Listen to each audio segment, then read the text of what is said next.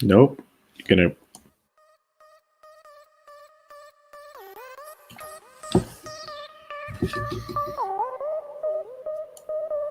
When you buy this plant, I got to do the clicking, and then I got to do the other clicking, Josh. And welcome to the Empty Wagon Fantasy Football Podcast. I'm Eric. He's Josh, and hopefully Brad will join us a little bit later on. He's busy right now. It could happen. It might not happen. That's okay if it doesn't. We've got our college football rookie guru in here now. So we were trying to talk a little bit about wide receivers last week, and me and Brad just don't have the rookie knowledge out there right now. So it was a little tough, but we'll hold it together. I do love my rookies. So you love college football, so it's not really my thing. So yeah, I love them boys. What you got over there? That McDonald's fountain Coke, man, it just hits different. Oh yeah. It's just good. So where you live, the state is still closed, right? Like no indoor dining, right? No, it's like the outdoor patio stuff. What? Yeah. Hey MJ. Hey MJ. Wow, I did not know that. Hopefully they open that up before I get there. Yeah, what are we I don't even know what the colors and stuff are now. Like they want us back in like turquoise or whatever before we open things. Like I don't know. It's crazy. So we'll see what happens. I don't know. So, all right. But tonight we're going to talk about tight ends. But first, Josh, you want to tell them about FSA? Oh, Fantasy Sports Alliance is already open for business. That's right. I know what you guys are thinking. Oh, it's too early to sign up for fantasy football. Well, you'd be wrong. It's never too early to sign up for incredibly fantasy wrong. Football. It's amazing. So redraft has already started. The signups are going on for that. There's arm and leg leagues. There's a veterans league. There's dynasty leagues galore. There's so much going on. We're on Discord now, so you can communicate with one another. You can jump in and out of different rooms if you want to. Oh. Yeah.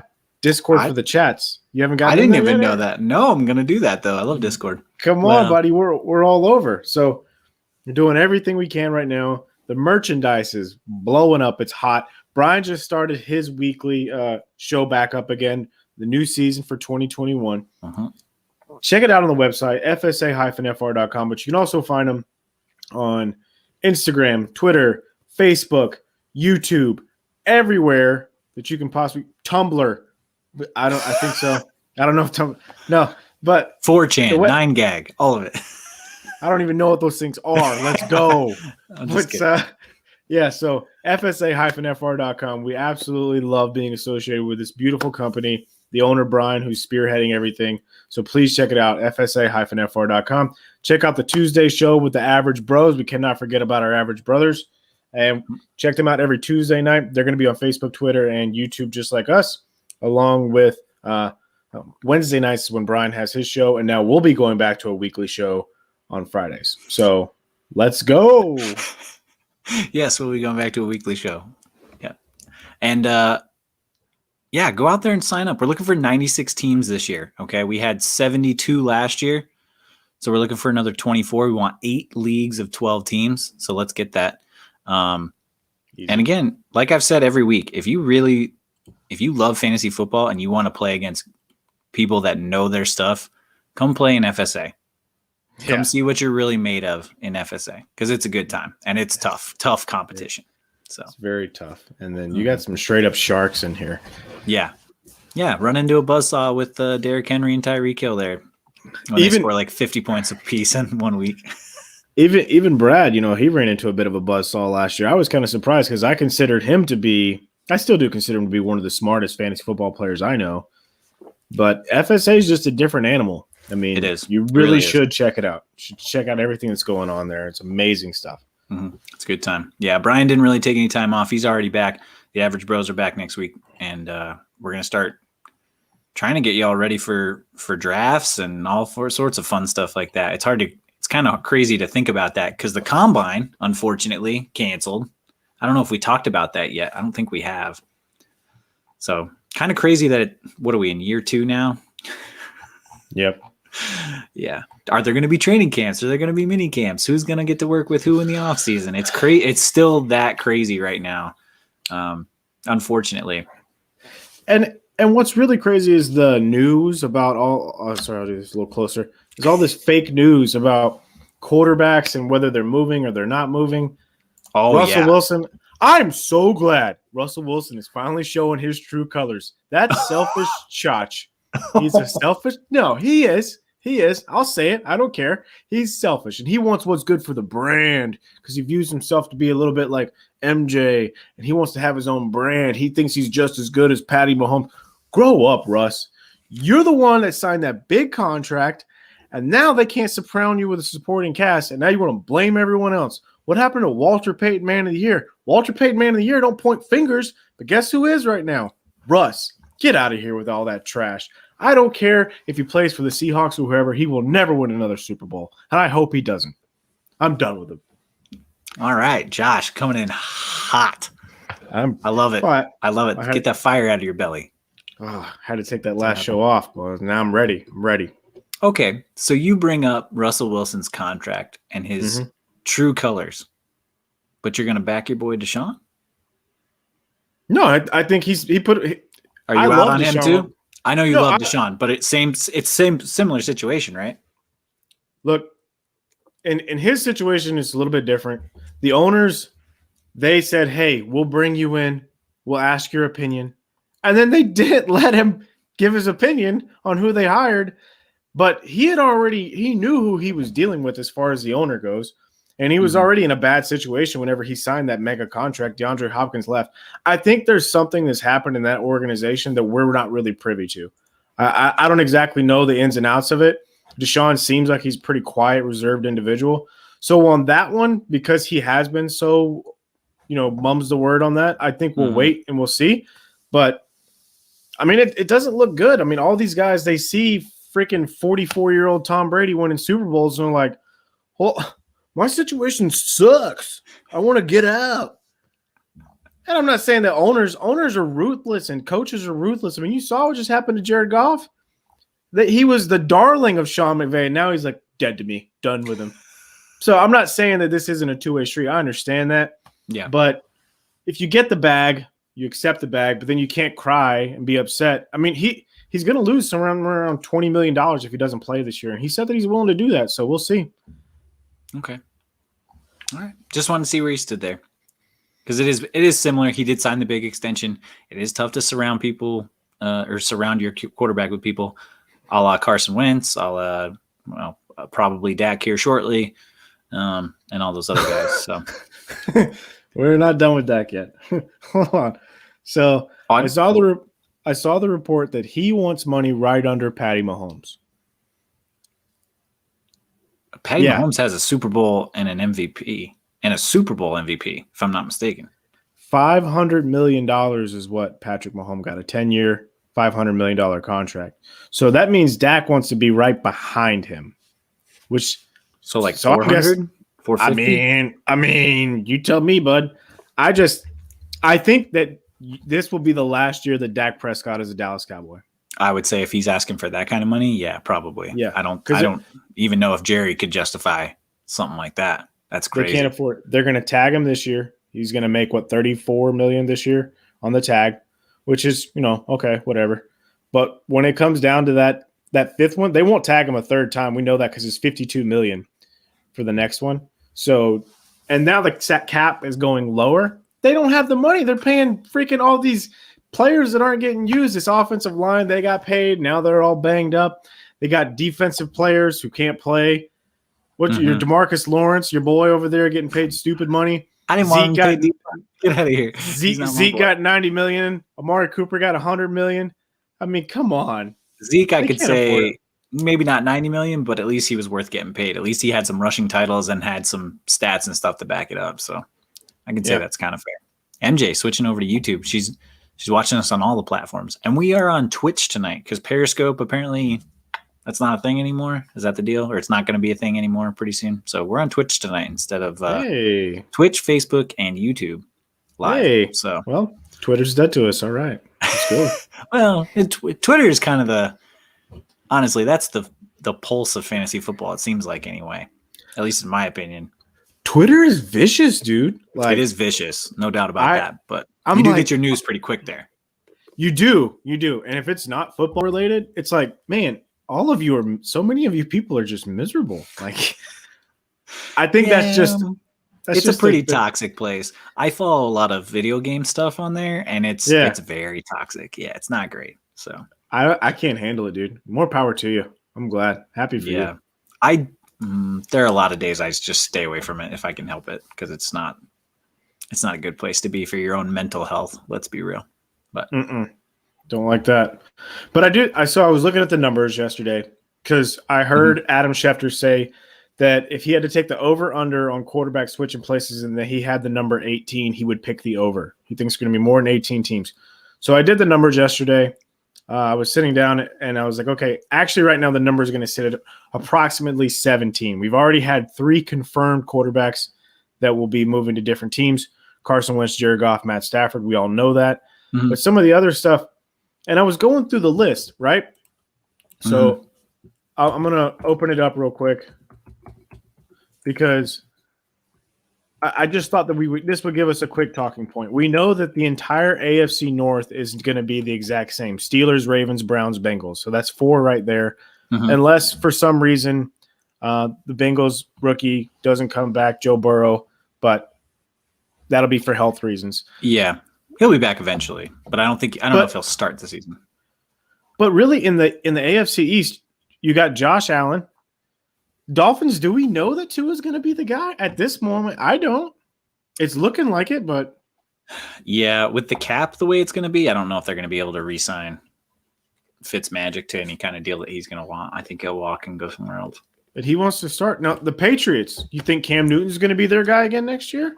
No. But what's the alternative? Not. What's the alternative, though? I think they finally have to eat it and draft somebody, finally. I don't know who that guy is, but they need to draft somebody. You think the Jets stay with Darnold? Unfortunately, no, but I think they should. I don't think they will, but I think they should because they have, pick 3?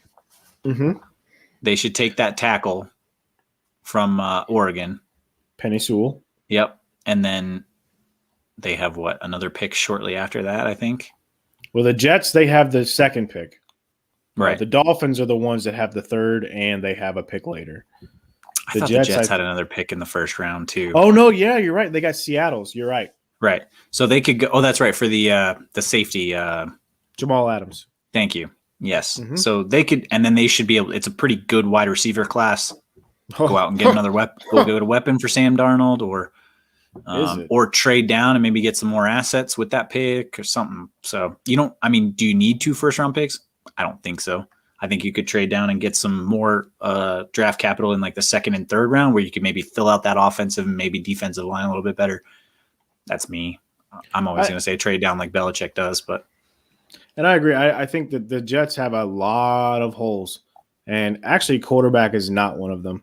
I think quarterback is something that can be fixed. We saw how great some of those Dolphins were after Adam Gase left. Right. Let him play it out this year and let's see what happens. But the East is kind of the most jumbled out of all of those, but the West, we know what's going to happen with the Chiefs and the Chargers. I feel like Derek Carr is going to be back for the Raiders. Now, my Broncos, I would not be shocked if they don't go get another quarterback one way or another. Okay. Whether it be Jameis, which it's possible because if Drew Brees doesn't actually retire like an adult, which I think he will soon. It's just weird. It's just really, really strange. I don't think that the Broncos are going to keep Drew Lock. And if they find something that comes along better, they'll probably roll with it because Drew Lock hasn't been great. The South, Tannehill, Wentz, and then the Jags will have a new quarterback because they're not going to roll with Minshew. We know that. They're going to take T-Law probably. More than likely, yep. And then the Texans, I really don't think Deshaun's going to be a Texan, dude. I don't think he's going to be. Well, no. I mean, he said he won't play another down for them. So, he either holds out and they sit him or they move or they find a way to move him. Yes. MJ says, I enjoy Facebook listening, but tonight switching to YouTube. All right. And then Oh yeah, your son streams on his gaming on Twitch. I also stream all my gaming on Twitch. It's a good time. Oh, very nice. Well, I don't personally stream. I watch on Twitch because I'm not good enough to stream anything. Oh, come on. Don't beat yourself up, bud. Just reality, sir. That's really the AFC. There's a lot that we could go through in that, but I know we got a lot to cover in this show. Maybe we'll talk about the quarterbacking situation in the future. I didn't mean to steal your thunder. I'm just looking. No. There's a lot of holes that need to be filled as far as the quarterback position. We could have more shuffling this year than we've ever had before. I'm excited to see what happens. It's a really interesting thing to bring up, and we should talk more about it later. Hopefully we will see some more movement. I think it's really fun when we have like big moves like the Goff and Stafford trade. That was awesome. And then, Wentz moving, the fantasy implications for that kind of stuff, like we talked about last week, does that make the Rams wide receivers better? Does it affect their running game? What do we think of the Lions now? I don't really think much of the Lions now. I kind of worry for DeAndre Swift because they're probably just going to stack the box because Lord knows what their receiver situation is going to look like. So the fantasy implication of all these moves, is Jalen Hurts going to be, is he going to shine like he did in those last, 6 games he played last year? Because he had like 19 plus points in like 6 of his last 7 games that he played, which was awesome. So if you, took a flyer on him, stuck him on a taxi squad, do you have a gold mine just sitting there or, what? We don't know what to make of it because, Doug Peterson's not there now. And it's just, it's a lot of fun to, play with those scenarios and see where they could go.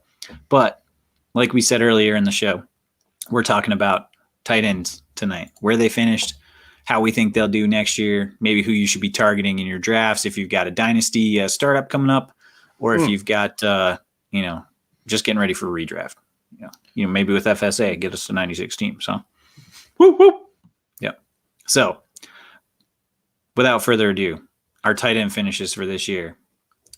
Number 1, Travis Kelsey. Can't beat him. Yeah, shocking, right? Exactly.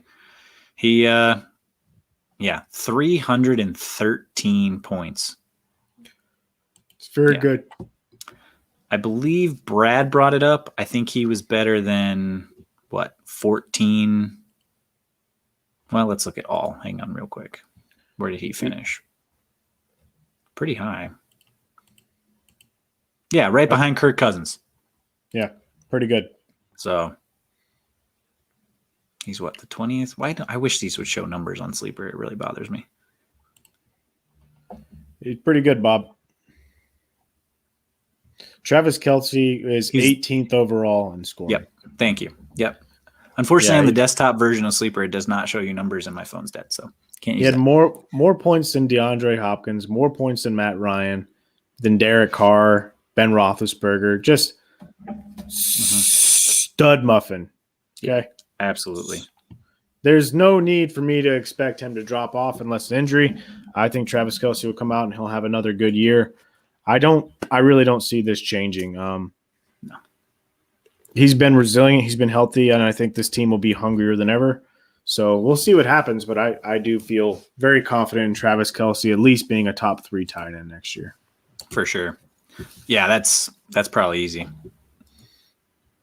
MJ Kelsey was my dynasty stud in Delta League. Yep. You had another stud tight end too, didn't you? I feel like you had. Was it the Broncos tight end as well? No Fant, possibly. Oh, she had Kelsey and Mahomes. Oh my goodness. All right. Well, there you go. That's a real nice combo for a few years. You'd be good with that one. That didn't hurt none. Nice must be nice.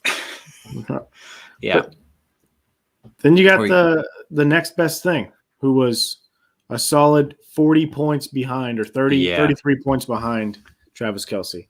Yep. Darren Waller coming in second. A far stretch away from second, although the gap between second and third is gigantic as well. So huge. He scored 280 points, which is not a bad showing for a tight end in full point PPR. Not at all. In regular full, and again, this is not tight end premium. This is not 1.5 or 1 point versus a half point per reception league. Just full point PPR for any reception. So at 280, that's a good mark for him. I had him in FSA. It was real nice most of the time. You know what they say? She ain't a lady if she ain't 280. What? For our audio listeners, I wish you could see Josh's face when he said that. Just the expression on it after he was done was great. So, but if you are an audio listener, go watch us on YouTube. You can watch it afterwards. Watch the broadcast afterwards. So this begs the question: if you're doing a dynasty startup and you want to win right out of the gate, would you take Kelsey in the second round? No. You don't think so? No, I'd rather have Waller. He's only 28. He's a little younger. Okay. And remember, Waller, he was out of the game for a little bit, so he's got some less baggage on those bones. You know what I mean? That's fair. But I mean, out of those guys, I mean, you go down the list of there's not great. I mean, Noah Fant might be the next guy. Okay. I think TJ Hawkinson could have a really good year, but even Mark Andrews, who we all expected to be really, really good last year, he kind of fell off a little bit. That was disappointing. Fortunately, their passing coordinator has moved on because he was terrible, I guess, in Baltimore and his previous destination. So it's just a question I like to bring up because Devontae Adams, Tyreek Hill, and Stephon Diggs were the only receivers to outscore him in PPR. That's pretty good. MJ says she took Kelsey at 111. Oh no! Last year it was fine because, like I said, I still expect another year or two out of him. Mm-hmm. But I mean, that cliff's got to be coming soon. There's only so many Tony Gonzalez's in the world that can do it their entire career, and That's true. I don't know if that's Kelsey, but I'm not hopeful. And again, there's only 3 running backs that outscored him. So, I mean, I'm seriously considering this year in redraft, maybe looking at him in the second. If he's there in the third, definitely, because he's just a set it and forget it 300-point option every year. It's insane. So, and let's face it, his quarterback can throw a frozen rope while he's diving towards the sideline and hit you in the face 30 yards down the field. So we don't have to worry about that aspect. We just need them to shore up that offensive line, and things should be pretty okay for them. Hey, let me tell you, bud, I went out in the backyard and I tried doing some of those things.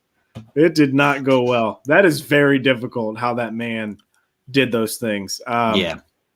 But kudos to him because he's incredibly talented. Just next time you're messing around out there with the boys, get out there and just see what you can do. That's all I'm saying, guys. That is difficult. Just try running to the opposite side of your arm.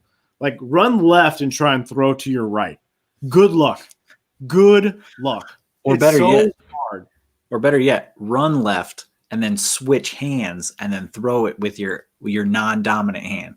So if you're ready, because he's done that too. He's a freak. They locked him up for 10 years. That was super smart. That I think that deal is just going to get better with age. Really, I think it'll be fine for them down the road. Like a fine wine. Yeah. Okay, so obviously, our boy George Kittle's and bits out there in San Francisco. He would probably have fallen somewhere in the top 3 had he been healthy. He was on a pretty good pace, if I remember right, at the beginning of the year. But unfortunately, the injury bug got him. So the drop off from number 2 to number 3, do you have any idea? Are you looking at it? I don't have it in front of me, but I will go back to it. No, take a guess. Just take a guess. I kind of looked, so I think I know who it is. Go ahead. It's Logan Thomas, right? It is Logan Thomas. Yes. From Philadelphia. Surprising. He had 3 or 4 different quarterbacks this year.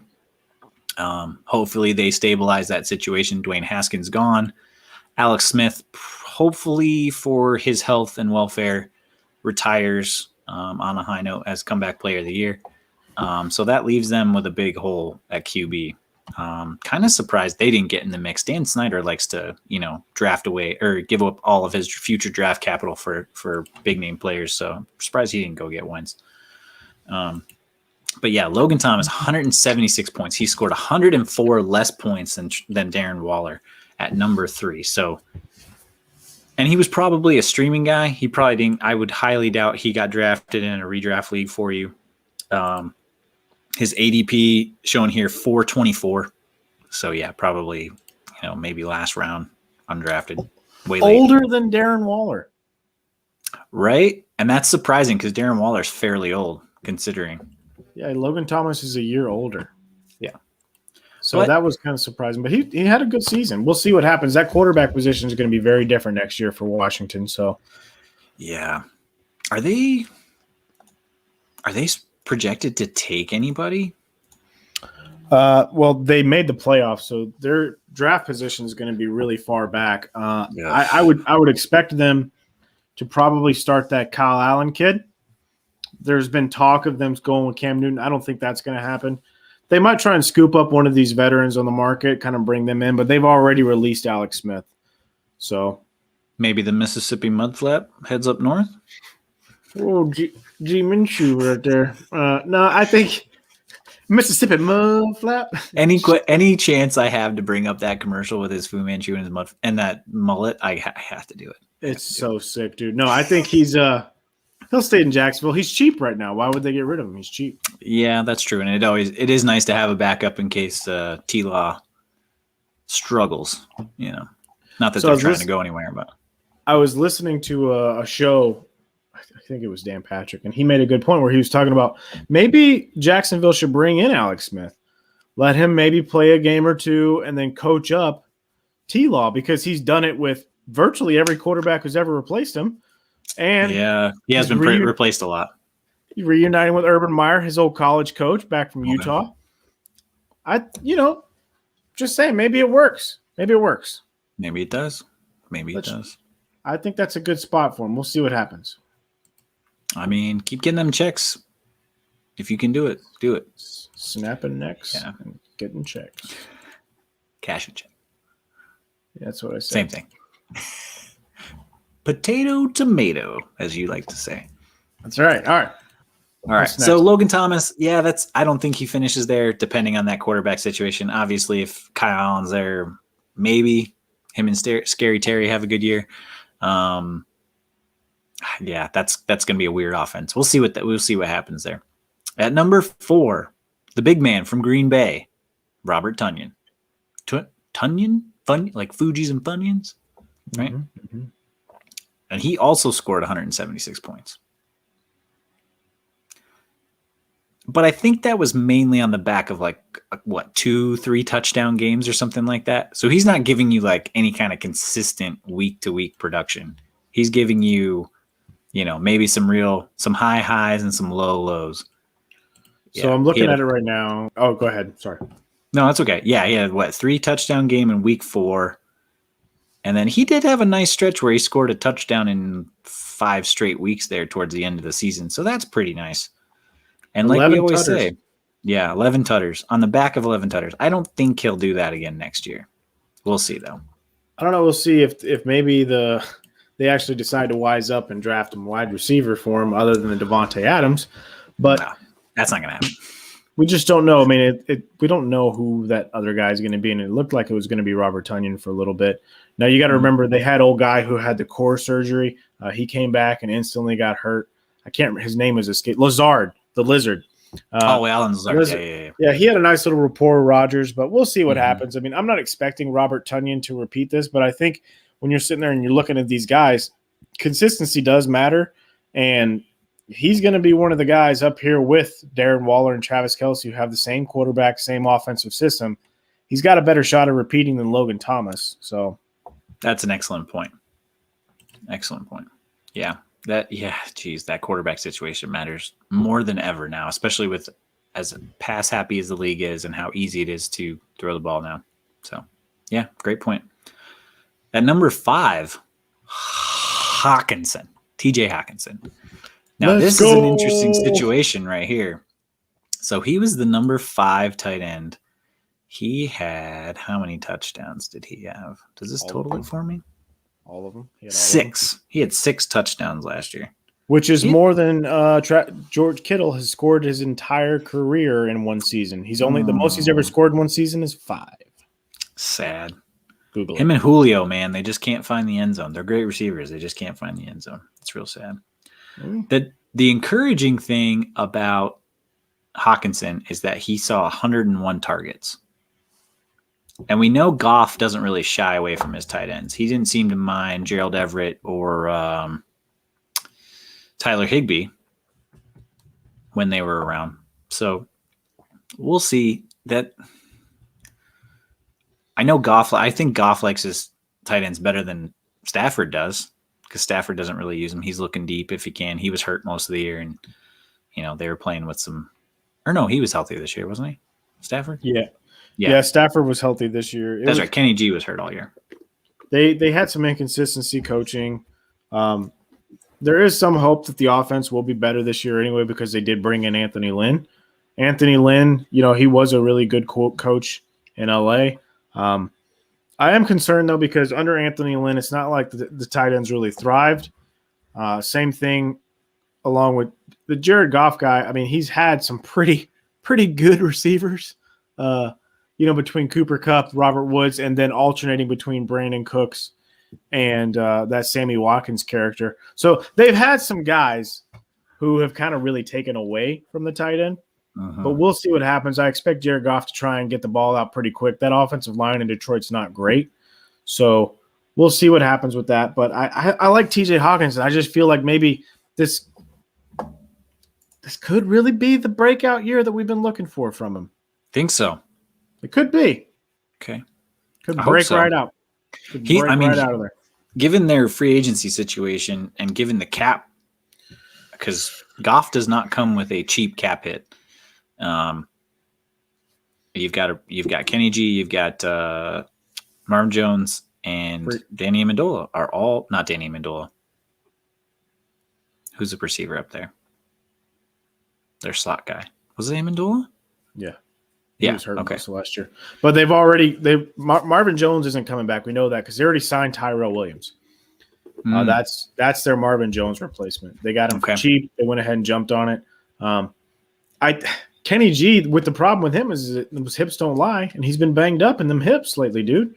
I think who knows if they're going to bring him back or not, but he is a beast on Madden. He will go up and get it, dude. I'm just saying. FYI, Google him. He's pretty legit. I don't know. It's not going to be good. TJ Hawkinson has a really good shot to lead their team in receiving this year. Okay. Yeah, he could be. I mean, he might be the only real legitimate target other than DeAndre Swift out of the backfield, so fingers crossed. Throw it to DeAndre, please. Please. And our number 6 tight end, getting into the disappointment category here, Mark Andrews. Tough year for him. He still had 7 touchdowns. He only saw 88 targets. You want to see that, like in 2019, he had 98 targets. You want to see him up around 98 targets. He almost caught as many balls as he did that same year. His yardage was down, yards per catch were down, and then touchdowns were slightly down. So he had 10 the year previous, and we kind of all thought he would be as good or better than he was this year, and unfortunately, he just didn't live up to it. And some of that was their scheme and what they were thinking about doing, because obviously they have a stable of running backs, and Lamar Jackson can run the hell out of the ball. So it's a tough spot for him. And hopefully they get better now that their old passing coordinator is gone, but we'll see if they even try to use him effectively. Yeah, what was concerning about that is that they like the second half of the season, they kind of went back to the offense that made them successful the year prior instead of just trying to force Lamar to be a pocket quarterback. Remember when he had the Dookie game when he actually had to go take a poop and against the Cleveland Browns, appropriately for this conversation. He came back and they kind of just let him do his thing. And you were thinking, well, maybe Mark Andrews would benefit from that. And he really didn't. Down the stretch, he didn't really improve. So it was that was very concerning for me. And it's a guy that I'm a little hesitant on and not a guy I'm really excited about moving forward. But he could be that guy that breaks out for you just because they don't have any other receivers. They wouldn't pull Dez Bryant off the trash heap last year. And, what the heck are you supposed to do with that guy? So I don't know, bud. We'll see. I'm not super pumped about Mark Andrews, but he's a guy with a face. Yep, he's a guy with a face. I mean, he might get you a touchdown every week, and that's going to make you a TE1, unfortunately, like we always talk about. And And then our next disappointment, I think we all thought he was going to have a breakout year. Adam Gase was gone. We're moving in with Fitzmagic or Tua, possibly. He's a big guy, good red zone target. Mike Gaseki. You actually have him in our Dynasty League, surprisingly. Because I believe in him. Because you believe in him. Tell me why you believe in him. He's 250 pounds, 6'6" from Penn State, bro. All they do is create big boys at the tight end position. No, I love Mike Gesicki. I really thought that this was going to be his breakout year. And he had some really good games. I think the inconsistency from the quarterback play is what really hampered him. Sure. Between them going back and forth with Tua and Fitzmagic, and they didn't really care how they used guys. They just wanted to win. And that's all good and well. I mean, the team was pretty successful. But Mike Gesicki, he had some good games down the stretch. So a couple 23-point games where you kind of feel good about it. He got targeted 11 times in one game. Another time he got targeted 6 and scored 2 touchdowns. So even that last game when they were just throwing for their lives against Buffalo, it was good to see that he did get targeted 10 times in that game. So I felt really good about that as well. I think the future will be fine. It's just the quarterback play has to become more consistent. Mike Gesicki he's everything you want in a tight end physically. Everything you want. No, totally agree. And the promising thing is he has been a top 12 tight end the last 2 years in PPR and standard, which is nice.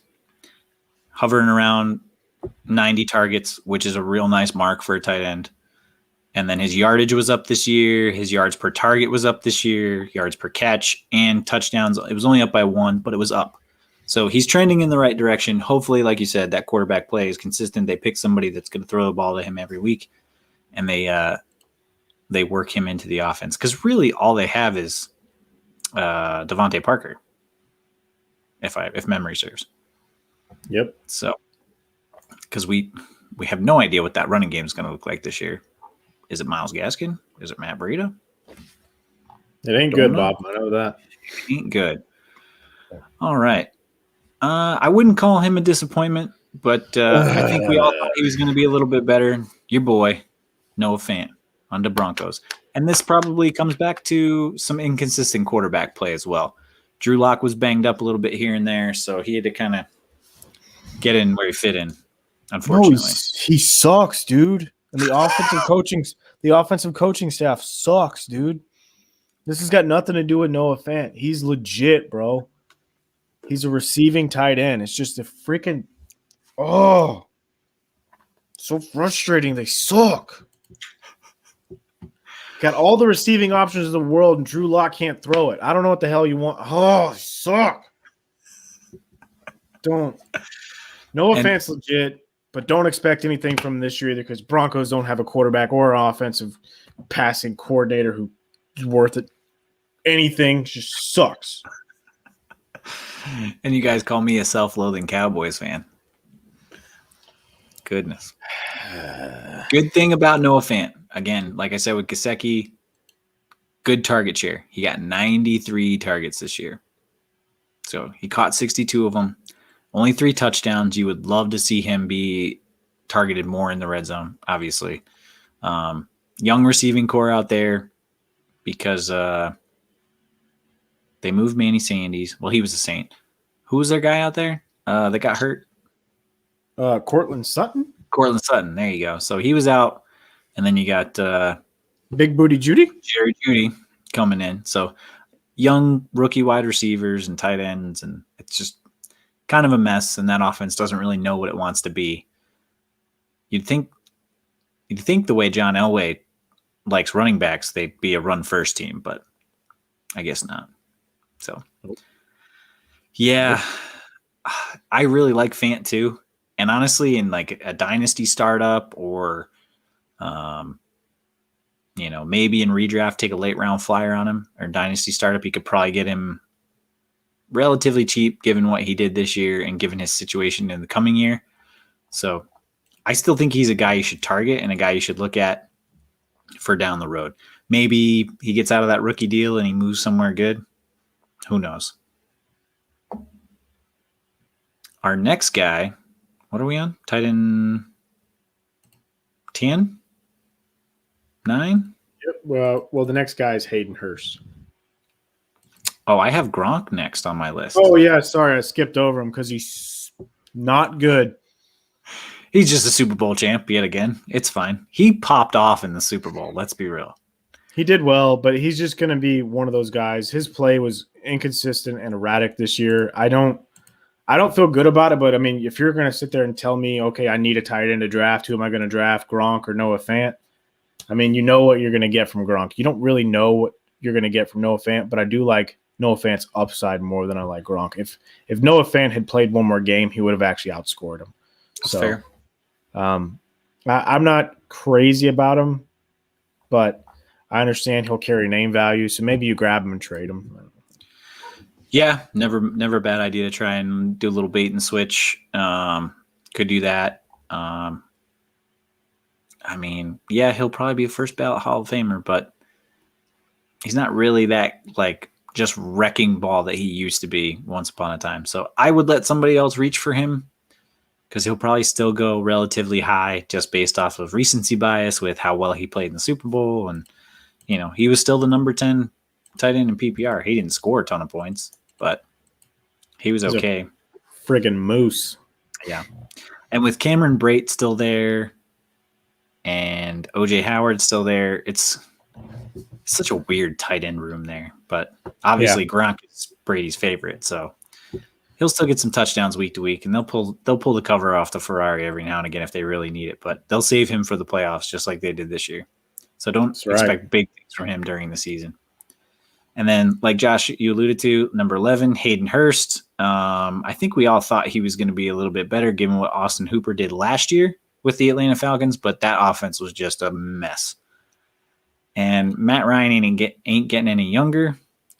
What do you think his outlook is for the season? Well, I think they're going to keep Matt Ryan, first of all. I don't expect them to go and draft another quarterback. I'd be surprised if they do. Matt Ryan's still got some decent years left in him, and they have a lot more problems than him. Okay. So I think Hayden Hurst, he'll have a better year. For him to be as good as he was without really that much of an offseason and to be able to work into that new offense after the trade and everything like that, I feel pretty confident in him. I don't know if he's going to return to those same levels that his predecessor did, but I think he's got a decent shot to be pretty relevant. I mean, it's not like the guy he replaced, old Hooper, went out and balled out in Cleveland. He was 21st last year, so we'll see what happens. It just depends on how they use him. But I think he's got a chance to have some upside. But I mean, a lot of these guys now that we're talking, Dalton Schultz, he's not going to be anywhere close to what he was last year. Hunter Henry, he's got chance, but he keeps getting banged up. I don't think he's played an entire season his whole career. Jimmy Graham, Eric Ebron, they're kind of on the downslide. Evan Ingram can't catch for whatever reason. But they keep trying to force him the ball. Keep just forcing it. Just force it. Just keep forcing it. And eventually he'll get there. Now, the guy that I'm interested in, I keep going down this list and looking, Irv Smith Jr., he doesn't have to compete anymore with Kyle Rudolph. The red Rudolph, zone the reindeer. end zone reindeer. Yeah, the red zone reindeer. That's right. So we'll see what happens with Irv Smith. I think he's got some nice dynasty outlook.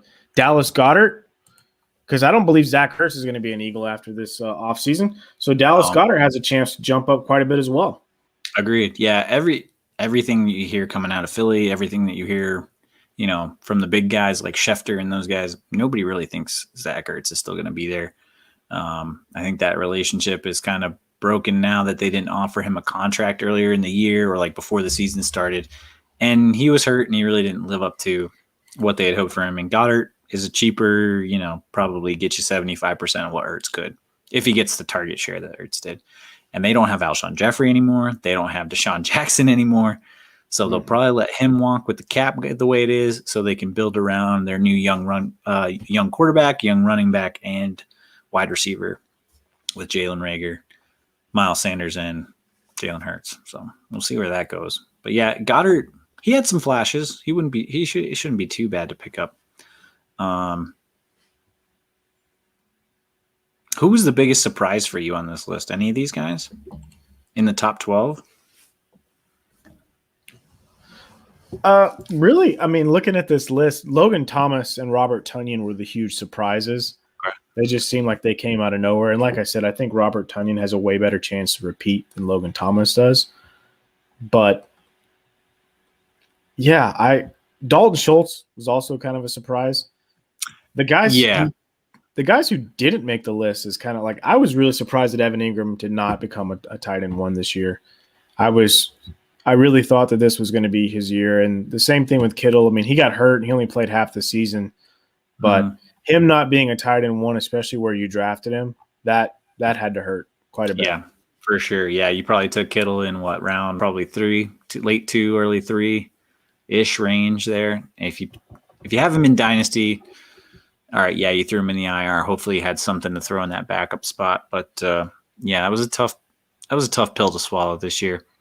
And if Evan Ingram, I don't know what's wrong there. Is it Danny Jones? Is it the offense? Is it Ingram? Is Evan Ingram not good? Like he had that one great year and now. Whoa, he's good, bud. Is he? Are we sure? No, I'm not. Not at all. No, he gets open. He just can't catch. So what do you want me to do? Like, and then there's sometimes whenever he needs a little bit more effort and he doesn't give it.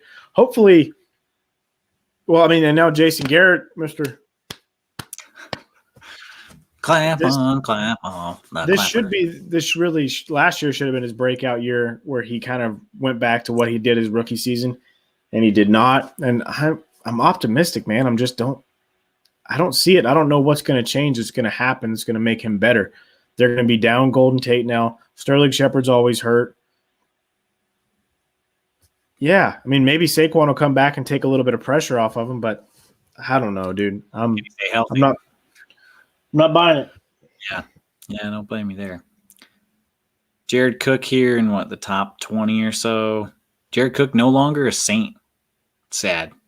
I've had Jared Cook on many a fantasy team, so that hurts my heart. He's fine. He's old. He's fine. He's old. I think he'll end up somewhere, maybe as a backup or something like that, or cheap. We'll see. God, he retired, dude. Oh, did he? He just straight up retired? I did not see that. Yeah. My apologies. Yeah, he's dead. Yeah. I thought that's what that means. You retire, you're out to pasture. Another guy I think you should target is Chris Herndon. I know he got a lot of hype last year, but Adam Gase is gone now. If you can stash him, if you can stash Jets for cheap, like if you can get them off the waiver wire, or if you can get them for like a 3rd round pick or whatever, like if you're doing a rookie dynasty draft, like throw it out there, man. See what happens. Chris Herndon might be worth something next year. He's got a lot of talent. Of rookies. What about him?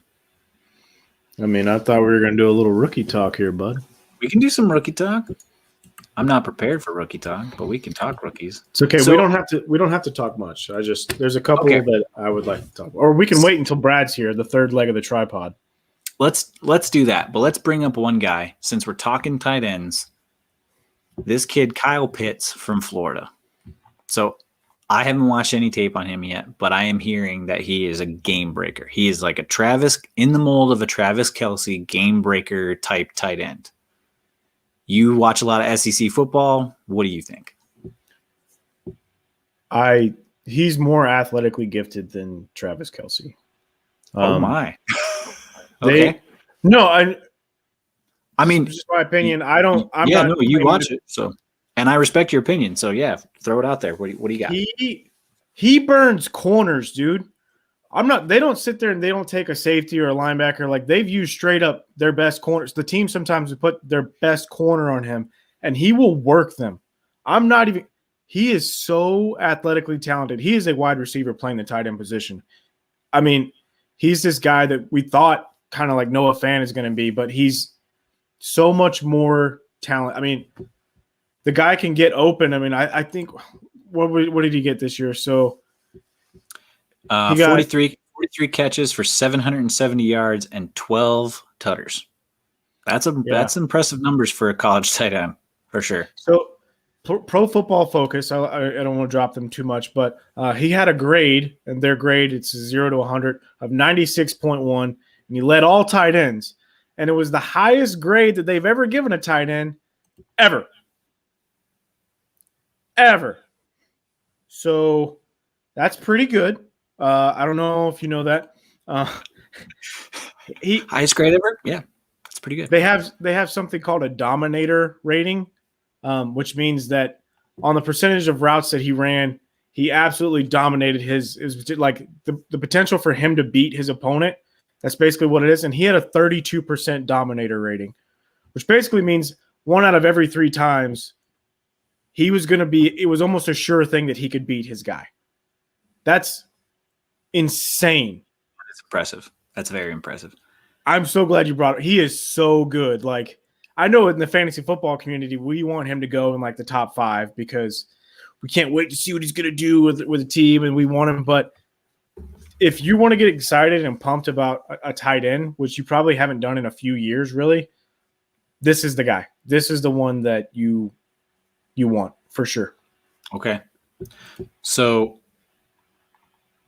I'm hearing from like different dynasty stuff, just reading different stuff, talking to people that I play in leagues with, and they're saying like if you have like the 5 or 6 pick in your dynasty draft, in your rookie draft, like he's a guy you should be seriously considering at that position.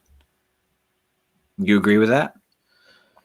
It's tough to argue with it. I mean, a lot of this stuff is going to dictate based on landing spot, right? So I was really high on Dallas Goedert when he first came into the NFL, but then he fell to Philly.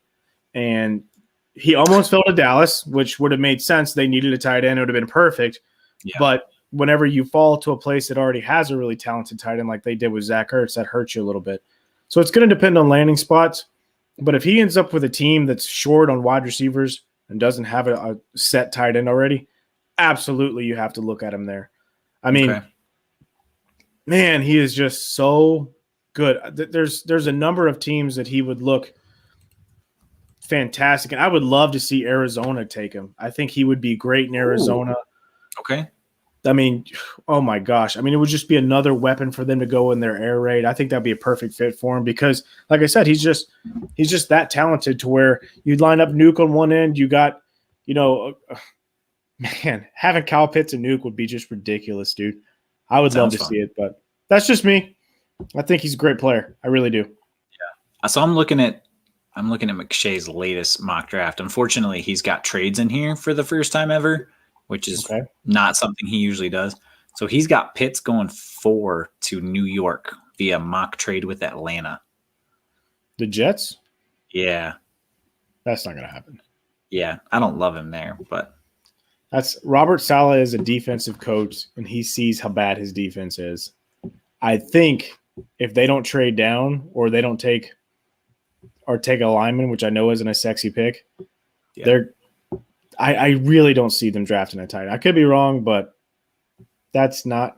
But then again, they don't really have any game-breaking wide receivers either. It's just too early to take a player like that because this draft, remember, he's a receiving tight end. He's not a guy that's going to block a lot for you. He's a receiving tight end. So on a team that needs a lot, and this draft is so thick with wide receivers, they're going to be able to get a guy in the second round who's going to be phenomenal. As long as you're not the Philadelphia Eagles picking wide receivers, you're going to be fine. So, well, it's funny you mentioned that because they have the 6th pick. And I mean, Cincy might be able to burn it there at 5. I don't really like that there. Who else? Trevor Lawrence is going first. This says like Philly or Atlanta moving up to get Zach Wilson at 2. That's entirely possible. I wouldn't be surprised if that actually happened. But I don't know. I think New York needs more stuff than that, but we'll see. New York needs a lot.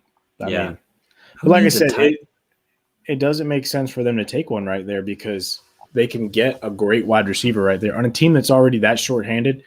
Yeah. I mean, you get Jamar Chase or, Waddle or who's the kid that won the Heisman? Devonta Smith. Smith. Okay. Yeah, who's supposedly not even the best receiver on his team. But. He's not. It's Waddle. It really is Waddle. Look at the tape. Look at the tape from 2019. Hopefully I have some time to do so here soon. I'll probably look at tape for like the top, like maybe 15 guys before we find out landing spots, but I don't want to do a ton of homework until I find out where they're going to go first, just to see how they're going to fit with stuff. But receivers, like we talked about it last week, go out, get out of your echo box, watch your own tape, watch how these receivers run routes, watch how they played against good competition, watch how they played against bad competition. Did they show up, or did they were like, I'm going to play the level of my competition today? See how that affects your judgment on these guys. So, because you never know, you might get a Chase Claypool in the second round if you do your homework right. So, something like that. Yeah. And now it's time for everybody's favorite segment, Keep Trade Cut. Oh. So I got the Keep Trade Cut website. So I think this is a good one. This is Superflex half point PPR 12 team. Half point 12 team Superflex. Got it. Okay. Here's your guys. Michael Thomas. Ooh. Chris Godwin. Ooh. T. Higgins. Keep Trade Cut.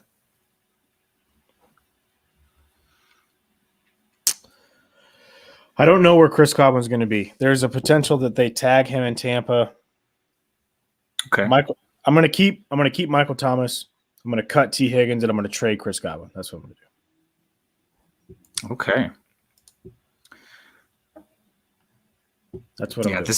I assume this is redraft because it doesn't say dynasty. If it were dynasty, I'd keep Higgins, trade Godwin, and cut Thomas. That's just me though, because God knows what that quarterback situation is going to be in New Orleans this year.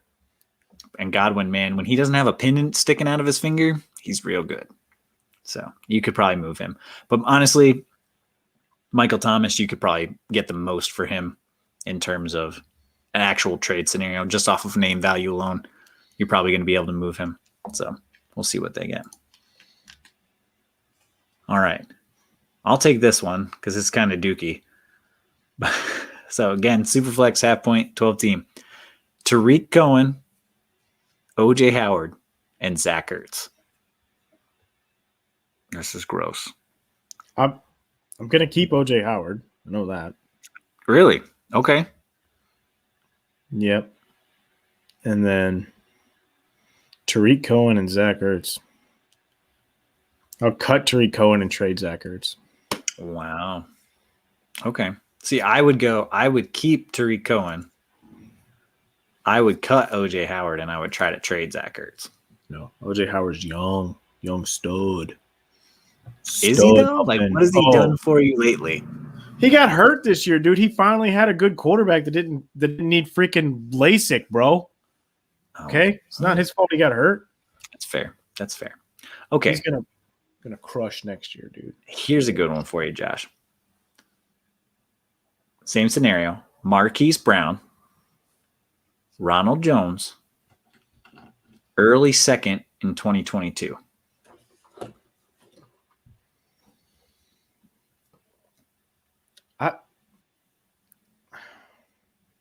I'm going to keep Rojo. Oh, okay. All right. I'm going to keep Rojo. I really like what he did, and I don't think they're going to sign Lenny to a long-term deal. I think Lenny wants to get paid now. So I like Rojo. And then as far as the 2022 early second rounder, and what was the other gentleman's name? Marquise Brown. Oh, Hollywood from Baltimore. Yeah, I'll cut him. I want my second rounder. All right, so you're trading the second rounder. Got it. Hollywood Brown's just not that guy, dude. It's just not that dude. You don't think so? You don't think he could be that guy if he saw enough targets? No, I don't think he's that guy. He's not AJ Brown. No, that's my guy. Your guy. That's my dude. Yeah, 100%. All right. Here, let's. Oh, actually, this is interesting. Okay, so we'll leave Superflex on for this one, and then we'll turn it off. We'll do a couple more, and then we'll get out of here. All right. So, same scenario: Hunter Henry, Jarvis Landry, Michael Gallup. I like that one. That's a toughie. Okay. What you thinking? Hunter Henry doesn't have a home right now. He doesn't. I thought they signed him to a long-term deal. Nope. But I guess not. Doesn't have a home. Jarvis Landry will probably get hurt by Odell coming back next year. And then Very possible. The last gentleman who Michael Gallup, who will also be hurt this year because they have 3 great receivers. CeeDee Lamb's going to eat into his targets for so sure. If I'm going to do anything, I guess I will keep Hunter Henry to see what happens. I'll cut the juice and trade Michael Gallup. Okay. How would I go that one? I think I would. Yeah, you're probably going to get the most for. Well, just ranking them like 1, 2, 3. I like Jarvis's bounce back potential. He was banged up. He's usually a PPR darling. I'm going to keep Landry there. I would probably cut Henry and trade Gallup. I would rate 1, 2, 3. Landry, Gallup, and Henry. That's how I would do it. Okay. All right, let's turn super flex on. We're in 1 QB now. Oh, I was hoping this one would come up because it was on the page when I saw it earlier. All right. So it's 1 QB, half point PPR, 12 team. Russell Wilson. Take your personal feelings out of it. Just rank them. Robert Woods, Laviska Shenault. You had to throw that last doo-doo guy in there with old Laviska. He could be something with a quarterback. I'm not high on him. I'm not. I'm not personally either, but he showed some flashes. Maybe with T-Law he'll get going. I'm not high on him. So in this scenario, I think you got to cut Laviska because he's not going to get you any value. And I don't think long-term he's the answer. I think they're going to use him a little bit how they use how Urban Meyer kind of used Percy Harvin to kind of draw the defense in. Oh, I keep forgetting Urban Meyer's coach. Yeah. So I'm not crazy about Laviska Shenault. And then I guess I'm going to keep Bobby Trees because I think I can get more for Russ. Okay. Bobby Trees doesn't have like a lot of trade value. People have been sleeping on him, and he's been a top tight end like 2 or 3 years in a row now, or a top wide receiver. Mm-hmm. But for whatever reason, people are like, "Oh, Robert Woods." Give me some Robert Woods, dude. I'm all about it. Yep. I'd love it. So yeah, I'll trade Russ, but it's not a personal thing because personally, I would cut him. But if we're talking trade value, that's the guy I would trade.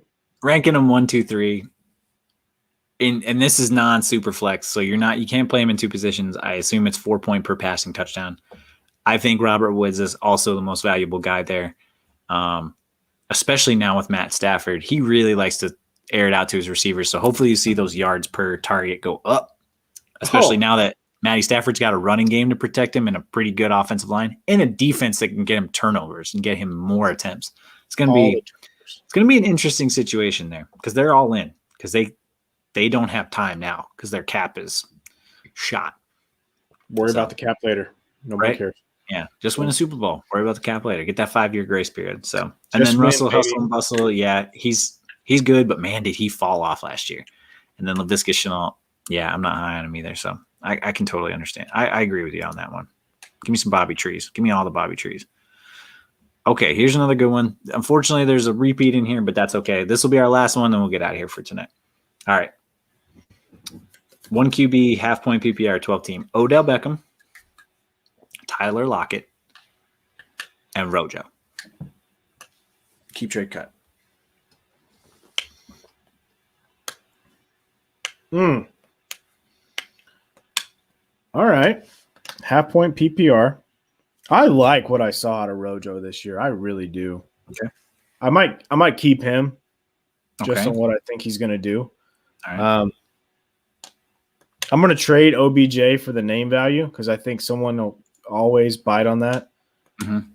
But I do think Tyler Lockett's performed better lately. But I don't think that Tyler Lockett is going to have Russ. And if they do have Russ, I don't know how that situation is going to work out. So I have to cut him, but I'm going to trade OBJ. But it's not because I want to. We both know how much I loathe Tyler Lockett and what he's done lately. But I can't deny his talent. I just think they're shifting more towards DK and less towards Tyler Lockett. And, yeah, unfortunately, that's the way I'm going to go. Oh, there's our boy. So Brad says he's going to keep OBJ, of course, because that's his boy. Trade Rojo, cut Lockett. You don't get a say if you're not on the show, Brad. You don't get a say. You don't get a say. You don't say that. You don't say that. Stay out of it. Stay out of it. I hope you freeze. Wow, dude. No, I'm kidding. I love him so much. Yeah, right. We love you, Brad. We miss you, buddy. Yeah, that's an interesting one. Oh, man. I would rank them. Yeah, I would. Man. I would keep Rojo because he really showed some flashes this year. I would try to trade Lockett. And then I'd probably cut OBJ because I just don't think Baker's good. We miss you too, buddy. We'll be back next week. We'll talk rookies. All right, folks. That's going to wrap it up for the Empty Wagon Fantasy Football Podcast tonight. Josh, send us home, buddy. Woo! Doing the thing. Am I doing the thing? Yep, let's go. Thanks for tuning in to the Empty Wagon Fantasy Football Podcast. You can find us on Twitter at EmptyWagonFF, Instagram and Facebook at the same title. Brad will be at Tack Jones. Eric is at GunsOfVeld19. And I'm at FF Josh Hughes, all on the Twitter sphere. Don't forget to check out our website at fsa-fr.com. We appreciate everything you did. I'm glad to be back next week. The whole tripod will be back together. We love you, and we will see you next week. Bye.